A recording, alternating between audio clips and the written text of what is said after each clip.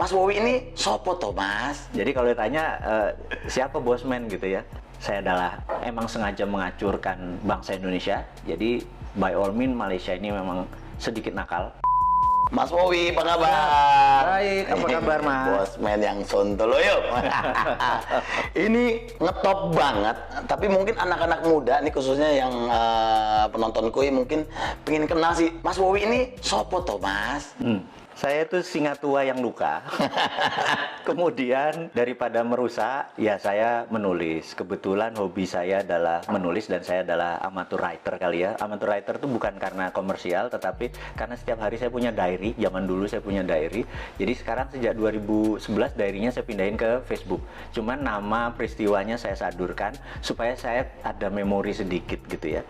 Nah saya heran kenapa buku harian saya dibaca orang, itu aja yang saya heran gitu. Jadi kalau tanya siapa bosman gitu ya, saya adalah amatur writer. Gokil, amatur writer tapi bisa memprediksi masa depan. By data, tapi always by data ya. Mas Wowi katanya pernah mewawancarai 400 teroris. Sebutin 5 tersangka teroris yang susah ketebak gitu. Jadi dari 2009 sampai 2013 saya memang aktif sekali di dalam membantu negara karena saya merasa terorisme itu adalah act of war, atau terorisme itu adalah tindakan perang yang terkecil. Jadi perang sel, dan dia menggunakan aksi teror atau menakut-nakuti. Tujuannya kalau di negara berkembang seperti Indonesia berbeda dengan sebuah aksi teror di negara maju seperti misalnya di Jepang itu. Kalau di sebuah negara maju, aksi teror dipakai untuk merubah kebijakan. Kalau di negara berkembang seperti di Indonesia adalah merubah pemerintahan. Jadi saya pikir ujung-ujungnya pasti memecah NKRI, dan darah merah kita langsung keluar kalau teroris ini arahnya merubah NKRI gitu ya. Know-how saya adalah bagaimana mengetahui pola pikir mereka kemana, patternnya. Ya saya interviewnya interview biasa, mereka bahkan tidak menyadari bahwa itu adalah bagian dari interview. Bukan sekedar bukan collect data, bahkan kita ada cara untuk bertanya. Yang menarik adalah seorang Malaysia, agen dari Inggris yang namanya Nurdin M. Top, emang sengaja mengacurkan bangsa Indonesia. Jadi by all means Malaysia ini memang sedikit nakal. Kita disusupi dengan Nurdin M. Top, dan dia punya kemampuan linguistik pattern yang sangat luar biasa. Beberapa kali dokumen saya menyaksikan, dia dalam kurang dari 5 menit bisa membuat orang teriak toto Allahu Akbar dan berani jihad. Bener-bener cara pengerubah itunya, dan itu menggunakan dengan waking hypnosis, alias dia tidak mempengaruhi orang yang tutup mata tidur gitu ya, seperti yang di komersial itu. Dia menggunakan kayak uya-uya ya. Dan itu kelihatan masih rendah memang ilmunya yang menggunakan tidur itu hipnosis. Tapi waking hypnosis itu benar-benar sadar, mata terbuka, kesadaran penuh, dan dia menggunakan linguistik pattern yang sangat luar biasa. Polanya saya pelajari, saya bilang gila nih orang, 5 menit aja anak. Waktu itu saya lihat ada videonya di Cirebon, 2 anak, cewek 1, cowok 1 dipanggil ngomong tentang jihad, toto Allahu Akbar, dan bersiap mati untuk doktrin yang ditaruh oleh Nurdin M. Top. Saya bisa bilang gila nih kalau didiemin gitu ya. Nah, tapi ya bersyukurnya bahwa dia udah selesai, chapter itu udah selesai, dan selama 5 tahun itu pengalaman menarik buat saya, berkontribusi sedikit. Bukan saya adalah bagian dari lembaga tertentu, tapi ini adalah berkontribusi sedikit bagaimana supaya terorisme yang mengatasnamakan agama, yang mau mecah belah NKRI sekarang bisa dikatakan sudah selesai. Tapi yang jelas yang menjadi pahlawan menurut saya adalah Pak Tito Karnavian, orang-orang yang di dunia kepolisian saat ini, yang dialah actionnya ya. Kalau saya kan cuma polanya atau patternnya atau mindsetnya saja yang saya pelajari. Mudah-mudahan menjawab apa sedikit. Yes, waduh, saya nanya saya yang merinding. Nah, Mas Wowi, pertanyaan ketiga kan, Mas Wowi pernah bilang nih, orang-orang harus paham cara dunia ini bekerja. Bisa nggak sih Pak di-share poin terpenting, minimal kita sebagai orang awam tuh harus ngerti apa sih maksudnya gitu, dunia ini bekerja tuh seperti apa gitu. How the world work, bahasa Inggris susah bener ya. How the world work. Gitu.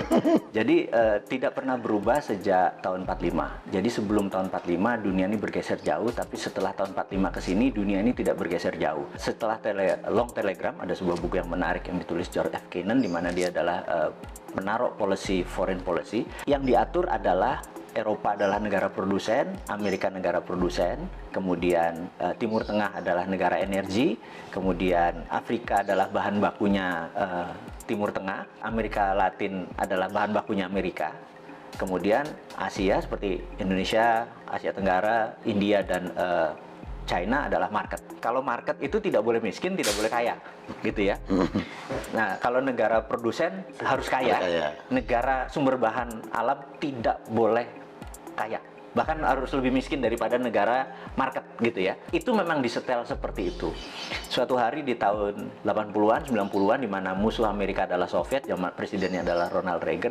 Mereka fokus di Timur Tengah karena energi, dan tahun 91 Soviet rata tanah. Fokus mereka terhadap energi itu lupa bahwa ternyata China membangun manufaktur. Dan China membangun manufaktur itu bukan sendirian, dia dengan geng globalis dalam tanda petik ini ya. Tahun 80-an itu masuk ke China hanya sebagai labor murah. China membangun produksi. Nah, begitu China 20 tahun kemudian, dunia shock di tahun 2008 pada saat Olimpiade Beijing. Di situ dunia shock karena China mendadak menjadi negara produsen, dan Amerika udah telat, realize-nya, menyadarinya telat. Sudah telat gitu.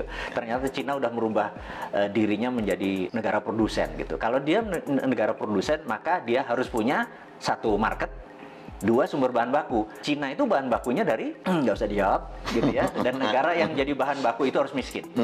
Nah, negara yang jadi pasarnya dia yaitu Amerika dan Eropa tidak boleh kaya, tidak boleh miskin. Itu disetel sama Cina sekarang. Jadi kalau pemerintah tidak paham how the work, bener nggak? Ya kayak sekarang ini kita kayak kikuk mau dagang apa salah semua, pertanian tidak bisa independen, pupuk aja impor dan lain sebagainya karena nggak ngerti gitu ya. Nah, kita coba mengingatkan bahwa kalau sebagai Anda pengelola negara tapi nggak ngerti how the world work, ya seperti sekarang berantakan. Nah, ini kita buka makanya. Mas Wowi, ini kan kalau orang awam nih ngelihat propaganda di dunia ini kan ya bisa jadi hoax gitu ya. Sebenarnya propaganda itu rumornya tuh ada nggak sih yang kayaknya nggak mungkin gitu, tapi it's real gitu. Propaganda itu ilmu makrifat, ilmu tertinggi dari strategi mempengaruhi orang lain. Jadi yang paling rendah namanya agitasi. Agitasi itu adalah mengajak. Provokasi mengajak dan bergerak. Propaganda adalah changing mindset. Jadi ini semua bertahap. Mengajak dulu, mengajak dan bergerak, kemudian changing mindset. Propaganda itu bukan sekedar informasi satu aja, itu masih agitasi namanya. Propaganda itu changing mindset. Misalnya kita ingin Indonesia ini negaranya khilafah gitu. Ini contoh saja. Mereka punya cara melakukan agitasi, provokasi supaya nanti oh iya ya, kita harus merubah menjadi khilafah. Itu contoh propaganda. Namanya changing mindset. Jadi kalau sepotong-sepotong nggak bisa dibilang itu propaganda. Jadi harus hati-hati, sepotong-sepotong ini bagian dari puzzle-puzzle-nya ini. Counter propagandanya pun kita udah harus siap. Gitu, ada counter propaganda. Oh, ini bagian dari propaganda, bagian dari agitasi, bagian dari provokasi, bagian dari, kita harus ada counternya. Saat ini dunia intelijen harusnya punya divisi itu. Mudah-mudahan sadar. Karena sadar itu dalam artian karena ilmu ini bergeser terus, ilmu komunikasi massa ini bergeser terus. Dulu adalah menggunakan koran, dulu menggunakan TV, dulu menggunakan radio, sekarang menggunakan apapun. Jadi sekarang ini perangnya bukan battleground, bukan perang ground, tapi battle space. Nah, kemampuan battle space kita ini, perang di udara tadi, bukan satelitnya, bukan sekedar internetnya, bukan sekedar sosmednya, tapi kontennya ini benar-benar tidak sesederhana yang seperti kita bayangkan. Nah, di sana dokter-dokter semua, iya kan, bukannya seseorang yang ilmu pengetahuan akan psikologinya nggak mateng gitu. Jadi saya pikir banyak yang harus kita pelajari. Jadi sekali lagi anak-anak muda yang di bawah 40 tahun yang saya bilang nanti 4 tahun lagi berkuasa itu, kesempatan Anda belajar. Karena yang tua-tua nggak mungkin belajar kan? Terlambat. Kalau sekarang yang lagi Mas Wowi dalemin, khususnya di Indonesia ini lagi ada propaganda apa sih? Saat ini yang saya lihat kita terjadi pelemahan di dalam memahami namanya sovereignty atau kedaulatan. Ekonomi kita tidak berdaulat, finance kita tidak berdaulat, bahkan sumber daya alam kita tidak berdaulat. Bisa diambil contoh gini, kita udah dikadali sama Freeport. Dikadali Freeport tuh gini, Grasberg itu adalah tambang tembaga. Kita cuma dapat koper konsentrat. Setelah diproses jadi konsentrat, dikirim anoda slime, dikirim tadi, dan kita tidak mendapatkan benefit koper konsentrat. Apa itu benefit? Begitu dia masuk ke smelter, maka outputnya adalah gold, 100 ton per tahun, platinum 50 ton, dan ada uranium dari rare earth. Kita tidak mendapatkan benefit tersebut. Jadi kita cuma dibayar pajaknya hanya koper, tembaga gitu ya. Oke, kebodohan 40 tahun, udahlah biar dulu mbah-mbah yang kita mungkin udah dapat benefit ya wes, kita kan orang Jawa dididik mikul dhuwur mendem jero ya. Ya sudah, kita mikul dhuwur, oke gitu. Tapi kalau sekarang rupanya ada undang-undang yang nikel, jadi nikelnya 25%. Ini lucu, begitu dia tambang, nikelnya 25%, nggak boleh 40. Karena kalau, maksudnya kemurnian nikelnya ya, 25. Yang kita harusnya adalah kemurnian nikelnya 99,9. Tapi kalau 99,9 maka banyak yang dibuang. Dia nggak mau, dia maunya 25% aja. Kenapa? Karena 25% itu ada dua benda yang dia incer. Satu feronya, dua litiumnya. Jadi waktu dibayar, hanya dibayar nikelnya saja. Litiumnya sama ferronikelnya sama nikel lateritnya itu gratis. Nah, kemudian isu terakhir adalah tin atau timah yang katanya mau digitukan sama. Tapi sama Cina apa yang dilakukan? Kadar tinnya harus 25% karena di 75% itu masih ada yang namanya thorium, masih ada yang namanya osmium buat laras senjata. Dan kita cuma dibayar tin timahnya doang gitu ya. Nah, kok masih goblok sih gitu ya, cuman kita ngingetin aja gitu. Yang mbok sekarang sudah sekian lama, ya kalau mau dibayar namanya konten dari mineral tadi yang dibayar. Litiumnya berapa, osmiumnya berapa, thoriumnya berapa, rare earth-nya. Jangan cuma dibayar pokoknya dan nilainya yang paling murah. Jadi koper tuh paling murah, nikel tuh paling murah, timah juga paling murah, stannum ya bahasa kimianya, SN biar pada inget ini. Pasti pada lupa pelajaran SMA dulu ya, waktu SMA dulu kalau fisika tuh saya inget ada hari libur nanti kita rebus kubis Prancis HEL gitu ya, pada lupa kan pasti kan gitu ya.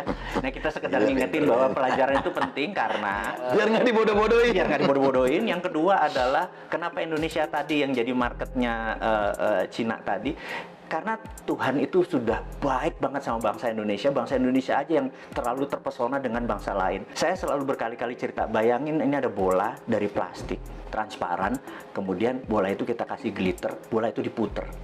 Glitter itu akan ada di lingkaran tadi. Dunia ini yang sudah miliaran tahun muter itu mineralnya ada di sabuknya. Karena itu Nusantara dengan hampir sekian panjang wilayah itu menghasilkan seluruh mineral itu. Jadi 130 unsur mineral yang ada di tabel periodik itu ada semua di Indonesia. Dari mulai rare earth, tanah jarang, segala macam. Dan ini adalah hanya ada di Indonesia loh, gitu. Kenapa kita masih terpesona sama bangsa lain?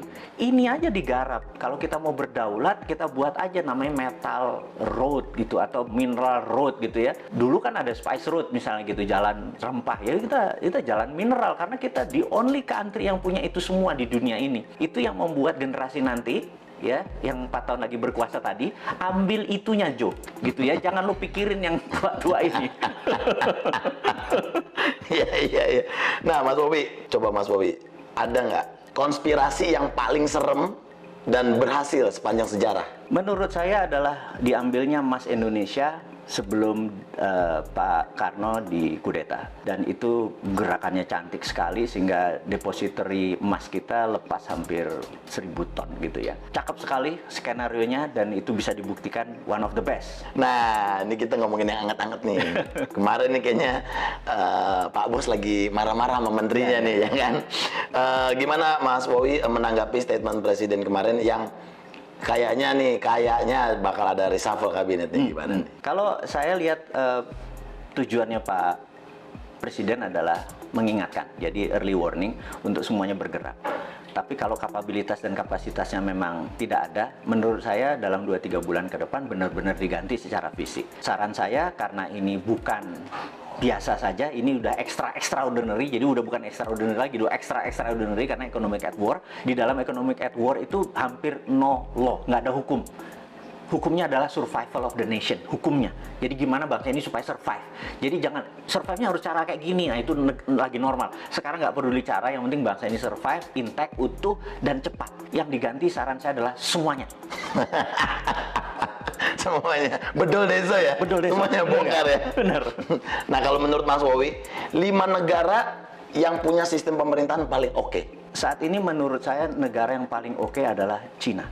Karena struktur Cina adalah single party, partainya satu, yaitu PKC, Partai Komunis Cina, dan di dunia ada 7 negara yang single party, salah satunya Meksiko. Jadi dengan adanya single party, mereka bisa orang yang menjadi pemimpin itu benar-benar orang yang memang bukan 5 tahunan, memang punya karir dari bawah ke atasnya baik.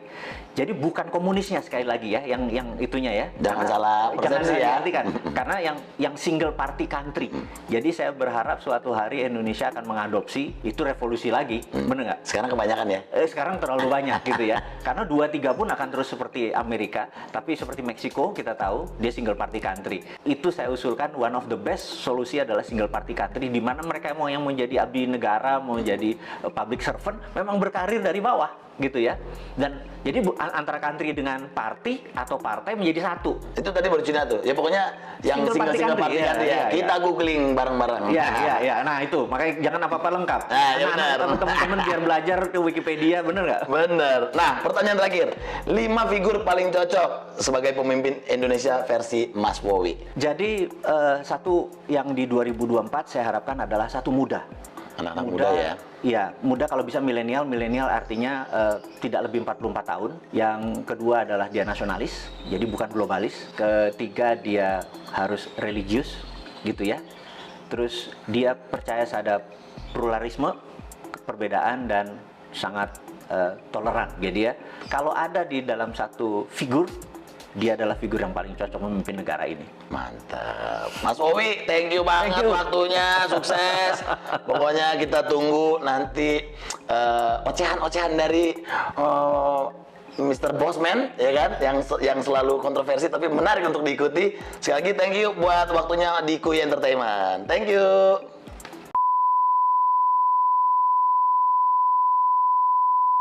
Kuy, jangan lupa share, komen, like, pokoknya share, pokoknya harus nonton. Gantian, ngomongnya gantian, gua kapan?